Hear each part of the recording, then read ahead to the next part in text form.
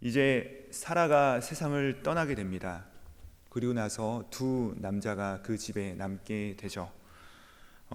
아내와 사별하여 남겨진 한 남자가 있고요. 또 어머니를 잃어버린 40살 된 노총각 이삭이 남았습니다. 이 둘만 남았는데 여러분 한번 상상해 보시기 바랍니다. 그 그림이 어땠을까요? 또 그 분위기가 어땠을까요? 모르긴 몰라도 우리가 쉽게 알아챌 수 있는 것은 마치 봄날의 따뜻한 날과 같지는 않았을 것이라는 것입니다. 이제는 이 가정 가운데 여자가 필요하게 되었습니다. 그런데 단순히 그들의 어려운 현실을 누그러뜨리는 그런 기능적인 존재로서의 여자가 아니라 이 집안에 하나님께서 주신 그 약속을 이끌어갈 언약의 주체자로서의 그 후손을 위한 이 여자가 필요한 상황이 되었다는 것입니다. 23장 보시면 땅에 대한 하나님의 그 약속을 생각하면서 아브라함이 가족의 묘실을 구입합니다.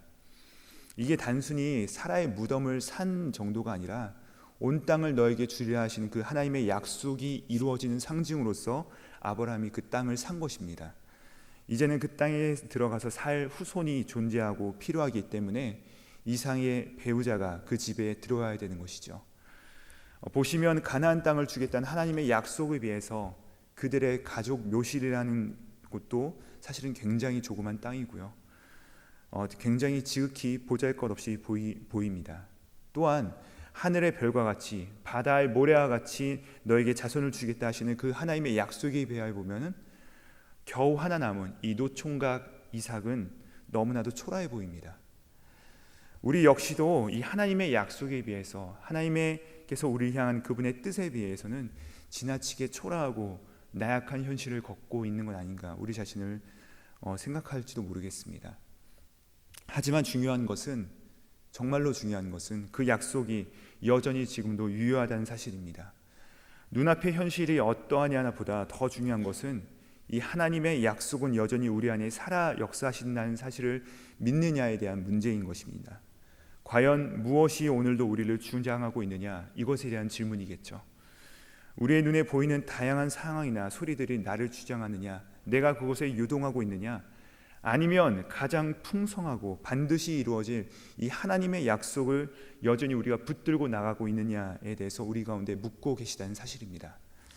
아브라함은 그 하나님의 약속을 기억하며 그의 나이 140세, 또 그의 아들 이삭의 나이 40세의 아들의 이 신부감을 구하려고 하고 있습니다.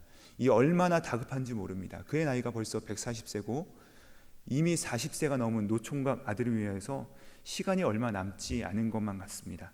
그러나 다급하다 하여서 그가 급급하지 않고 오히려 더 바른 길을 찾으려 하는 모습을 우리가 볼 수 있습니다.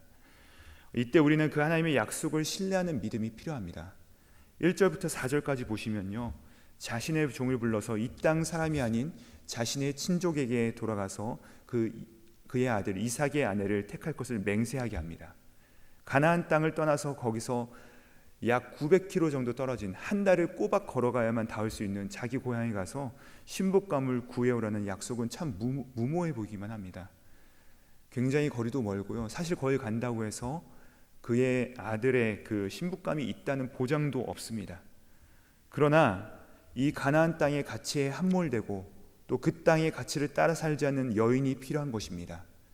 만약 이삭이 이 땅의 여인과 결혼하여 자손을 낳는다면 그 가나안 땅의 기존의 질서와 가치에 순응하여 살게 될 것이기 때문입니다. 아브라함도 역시 이 사실을 알고 있었던 것이죠. 그런데 문제가 있습니다. 아무리 좋은 처자가 있다 할지라도 그 종을 따라서 이 땅 가운데 따라와야 되는 것입니다. 그러니 그 종이 아브라함에게 5절에서 이렇게 묻습니다. 여자가 만약에 이 땅에 따라오지 않으면 당신의 아들 이삭을 데리고 저희가 그 땅으로 돌아갈까요? 라고 묻습니다. 그러나 이 질문에 대한 아브라함의 대답은 조금도 주저함이 없습니다. 뭐라고 얘기하냐면 NO라고 합니다. No, never 이라고 얘기합니다. 안 됩니다 라고 얘기를 합니다. 6절에 보시면 내 아들을 그리로 데리고 돌아가지 아니하도록 하라 라고 분명히 말하고 있다는 것이죠. 아무리 좋은 처자가 있다 할지라도 본토 친척 아비 집을 떠날 결단이 없으면 포기하라는 것입니다. 이 떠남이 믿음의 결단이 없다면 이삭과의 결혼을 한다고 해도 이 하나님과의 약속을 붙들고 믿음으로 살아가는 다음 세대를 낳을 수 없다는 것을 그가 알고 있었다는 것이죠. 어쨌거나 결혼이나 시키고 보자가 아니었습니다. 결혼이 중요하고 얼른 이 아브라함의 가족 가운데 며느리가 들어와서 사라를 잃은 그 슬픔을 가시지 않은 이 가정 가운데 다시 한번 생기가 돌고 이삭과 행복하게 가정을 꾸리며 사는 것 참 아름다운 일이죠. 하지만 무엇보다도 약속의 다음 세대를 이어가는 분명한 목적과 연결시키고 있지 않다면 아무리 좋고 아름답고 부유한 처자가 온다 할지라도 진행할 수 없다는 것입니다. 결혼의 가장 중요한 목적은 우리끼리 먹고 잘 살고 이게 아니라 다음 세대를 아름답게 이루어가는 것이기 때문에 우리가 누리는 이 놀라운 기쁨을 우리의 다음 세대들에게, 믿음의 세대들을 풍성하게 누리자 하는 것이죠. 사랑하는 성도님들, 우리가 몸으로 낳았건 또는 가슴으로 낳았건 아니면 우리의 영적으로 낳았건 우리 다음 세대들을 향한 하나님의 비전이 우리 KCQ 가운데 주어졌음을 믿습니다. 우리 교회가 지난 50년 동안 받고 누린 풍성한 놀라운 믿음의 복이 있습니다. 이것은 결코 누구도 부정할 수 없습니다. 그러나 이것이 우리에게만 누리는 것이 아니라 우리 교회 다음 세대들에게도 아름답게 흘러가야 되는 것이겠죠. 이 부분에 있어서 우리가 다시 한번 기억하고 결단하셔야 됩니다. 이 자리에 계신 우리 성도님들도 누군가가 우리를 위해서 정말로 땀 흘리고 피 흘리는 놀라운 헌신을 했기 때문에 이 자리에 계신 것처럼 우리도 우리의 다음 세대를 위해서 믿음의 결단과 헌신을 통하여 우리 다음 세대들이 예수 그리스도의 복음을 아름답게 그들이 풍성하게 누릴 수 있도록 우리도 헌신이 필요하다는 것이죠. 오늘 본문에서 아브라함이 그의 마음을 확고하게 정한 것을 볼 수 있습니다. 그 이유가 무엇일까요? 그동안 하나님께서 아브라함에게 자신이 어떤 분이신가에 대해서 충분히 보여주셨기 때문입니다. 불가능해 보이는 그 약속을 붙들고 가면 하나님께서 이루어 주신다는 사실을 그가 이제는 알게 된 것입니다. 결정적으로 어떤 사건이죠? 모리아산 사건입니다. 아브라함은 이삭이 거기서 죽을 줄만 알았습니다. 그러나 하나님께서 그를 위하여 예비하시고 준비하시는 그 하나님을 뵈게 된 것이죠. 이제는 그가 믿음이 생긴 것입니다. 하나님께서 반드시 불가능한 삶 가운데 역사하신다는 사실을 그가 깨닫게 된 것이죠.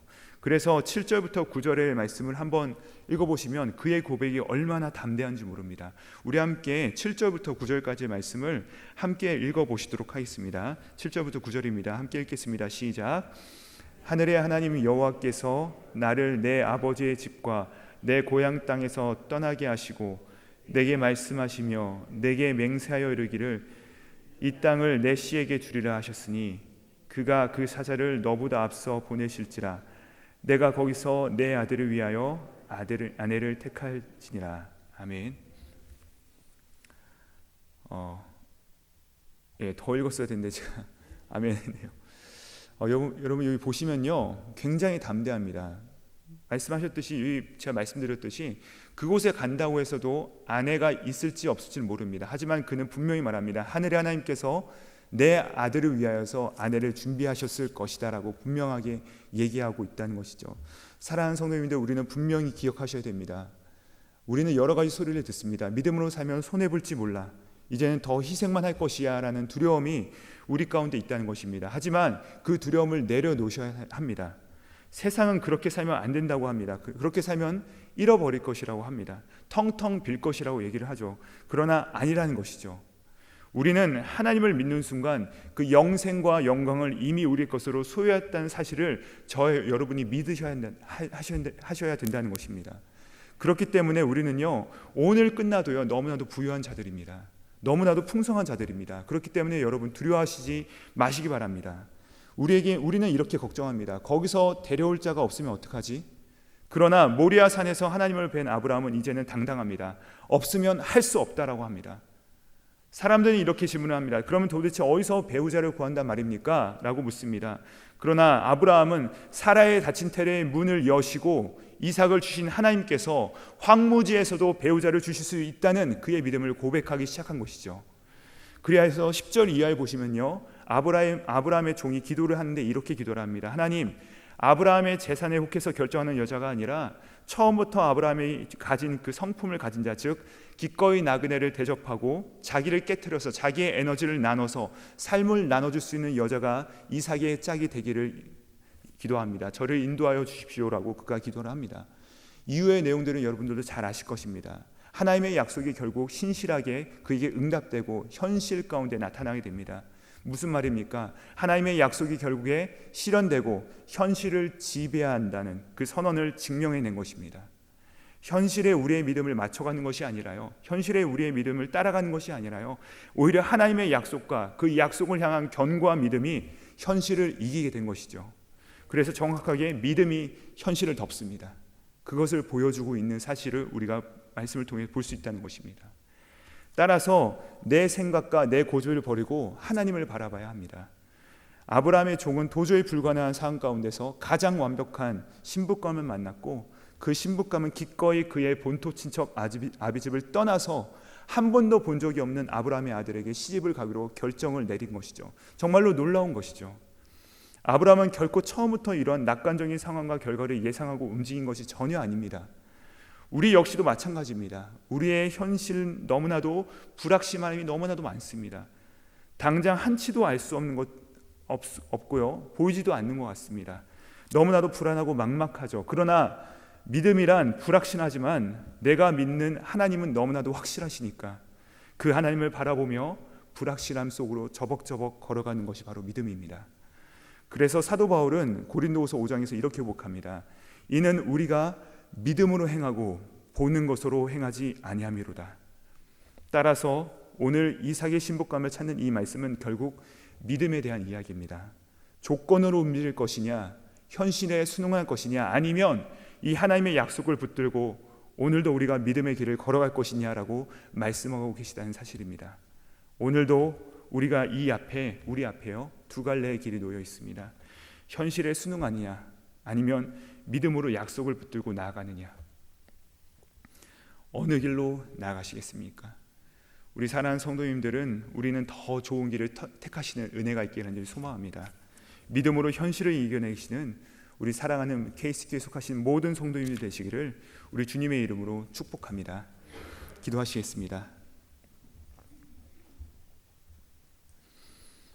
사랑의 하나님 아버지, 매번 하나님의 약속을 잊어버리고 실패하고 좌절하던 우리들을 포기하지 않으시고 계속하여 나타나셔서 결국에 믿음의 길을 선택하도록 격려하시는 이 말씀을 듣고 다시 한번 일어섭니다. 주님, 우리 안에 있는 두려움이 변하여 우리의 기도가 되게 하시고 우리의 전날의 한숨을 노래와 찬송으로 바꾸신 주님을 찬양합니다. 그 주님의 능력과 방법으로 능치 못함이 없사옴을 우리가 분명히 믿으면서 불확실한 현실을 바라보며 두려워 떠는 우리의 연약함을 떨쳐버리고 다시 한번 확실한 주님의 약속을 붙들고 나아가는 우리 가정, 우리의 다음 세대들, 또 22세기를 준비하는 우리 KC교회에 속한 모든 성도들 되게 하여 주시옵소서.